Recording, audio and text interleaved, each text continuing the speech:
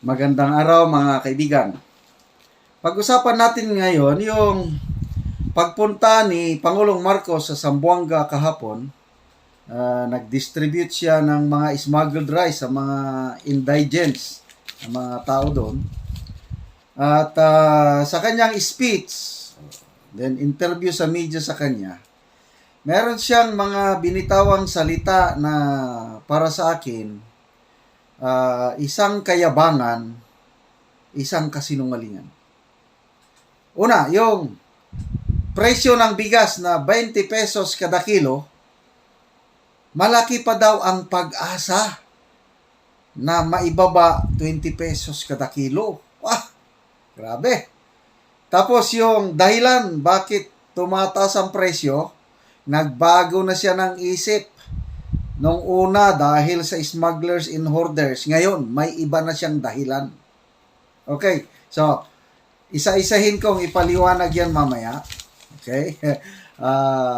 Per request, ang daming nagre-request na palagi daw akong mag-compose ng kanta at kantahan kayo sa aking vlog. Okay? The customer is always right. Ito na naman. Kung ano yung kwento natin ngayon, ano yung topic ko, yun din ang isinulat kong kanta. Tono naman ito ng kiss me in the morning, kiss me in the night. Okay, take it away. Milyon dismayado, loyalistang tulad ko, umaasa ng pagbabago sa pag-upo ng Pangulo. Ang binitawan niyang pangako, 20 pesos bigas kada kilo, pwede pa daw itong dumapo, hapagkainan pobreng Pilipino. Tatay Digong nagpasaring, si BBM ay daydreaming. Kaya't wag mga kaibigan, wag na tayong umasa sa Pangulong underdesaya. Jahas, sanhi problema, kahirapan sa ating bansa. Jahas, patalsikin, ang kamandag ay supilin. Ipagdasal natin ang Pangulo, makawala pagkabilanggo, palayasin ang basag ulero sa ating palasyo. Ang Pangulo nagbigay ayuda, smuggled rice sa Zamboanga. Maganda ang ginawa niya, maraming tao na tuwa. Ngunit may malaking problema. Ang smuggler, no case na isampa. Nagmayabang siya sa SONA. Smugglers' days are numbered, ang sabi niya. Tatay Digong, nag-warning na sa atin na weak leader si BBM. Kaya't mga kaibigan, ang dapat basulin, walang iba, tayong bumuto sa leader na weakling. Jahas, ang sanhi ng problema, kahirapan sa ating bansa. Jahas, patalsikin, ang kamandag ay supilin. Ipagdasal natin ang Pangulo, makawala pagkabilanggo, palayasin ang basag ulero sa ating palasyo. I hope nagustuhan nyo. Okay, punta na tayo sa issue. Okay. So, yung smuggled rice, around 42 million worth of smuggled rice, mga 42,000 sacks of rice, yung nakumpiska. Bago lang kinumpiska. Ito lang, September 15. Kailang nung Mayo pa ito ni-raid ang warehouse. Supposed to be 15 days lang ang grace period ng may-ari na magpakita ng papeles o ayusin ang lahat.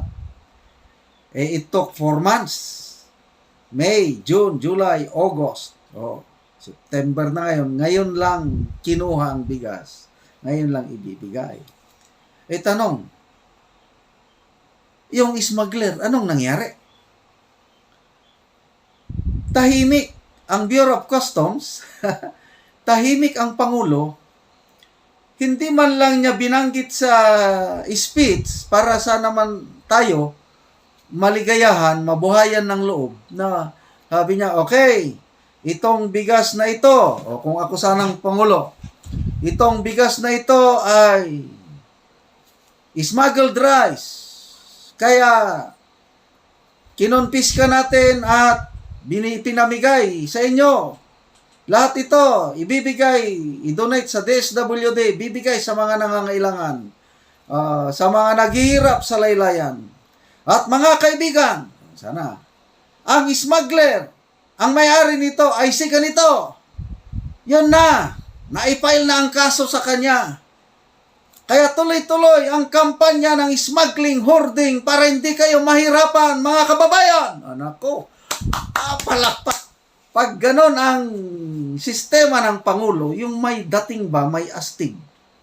Kasi sabi niya, your days, smugglers and hoarders, your days are numbered.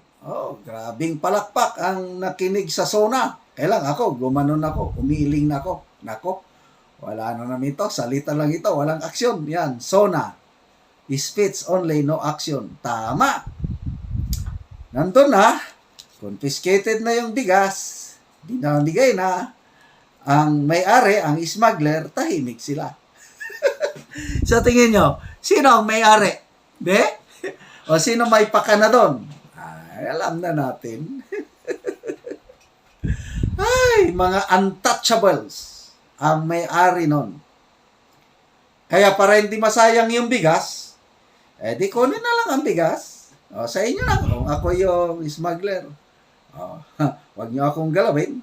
Marami akong alam sa inyo. Mag-isip-isip kayo bago nyo ako pangalan, bago nyo ako kasuhan. Sige, inyo lang bigas. Basta ako, pabayaan nyo ako.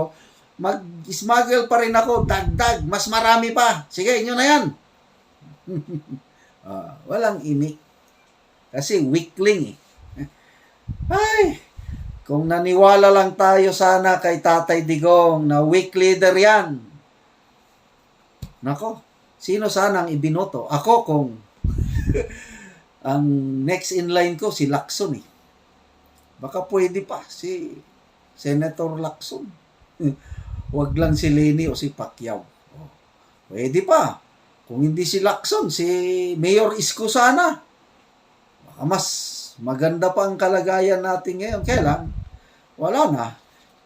Nasa huli ang pagsisisi. Kaya walang dapat basulin kundi ang mga taong bumoto sa leader na weakling. Tama ba? English ba yung weakling? Mahina eh. Next time, makinig tayo kay Tatay Digong, yung kanyang wisdom.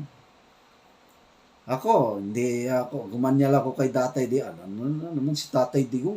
Nagmahay lang nagtampo lang dahil si BP Sara nag-slide down pagka Vice President. Itinus up niya si BBM na magpangulo. Kaya tingin ko kay Tatay Digong, griping lang. Yung pala, totoo. Kasi yung ganong style ng Pangulo, pa-distribute ng bigas, pa-confiscate, tapos wala namang ipinapail na kaso. Anong klaseng leader yan? Talagang malamya. Punta tayo yung speech niya. Kasi iba na naman ang sinisisi niya. Bakit nagmamahal ang bigas?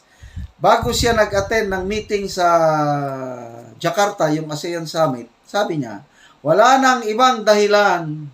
Pinag-aralan ng gobyerno ito, bakit tumataas ang presyo ng bigas. Sabi niya, wala nang ibang dahilan, kundi ang mga smugglers and hoarders ang dahilan.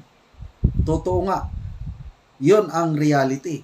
Yung speech niya sa Zamboanga kahapon, sabi niya, kaya daw nagmamahal ang presyo ng bigas ay dahil sa ating mga kapitbansa, China, Singapore, Thailand, Indonesia, yan daw ang mga sanhi. Bakit nagmamahal ng bigas?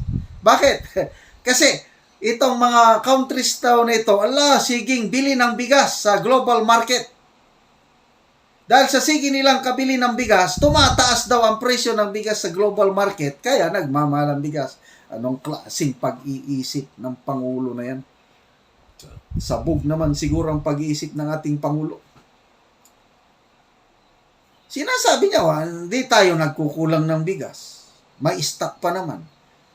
Merong magbebenta sa atin, yung Vietnam. Willing ang Vietnam na magbenta sa atin. Ay nako, wala nang ibang dahilan bakit nagmamahal ang presyo ng bigas. Dahil sa smugglers and hoarders at dahil sa policy ng gobyernong ito na Department of Angkat. Grabe, hanggang matapos ang termino ng Pangulo, ang gusto niya, palagi tayong nag-aangkat. Bakit? Ay dahil may yes ma'am, gawin mo yan, yes ma'am. Wala na. Kaya nabudol-budol tayong lahat at presyo ng bigas, 20. Maniwala kayo? Bababa pa ng 20? Pagputi ng uwa. Mr. President, do not insult the intelligence of Filipinos. Mabuti pa aminin mo na hindi na kaya, baka pwede pa ka naming mapatawad. Kaya lang yung sabihin mo, malaki pang pag-asa, kalukuhan na po yun, Mr. President. Huwag na po kayong magmayabang.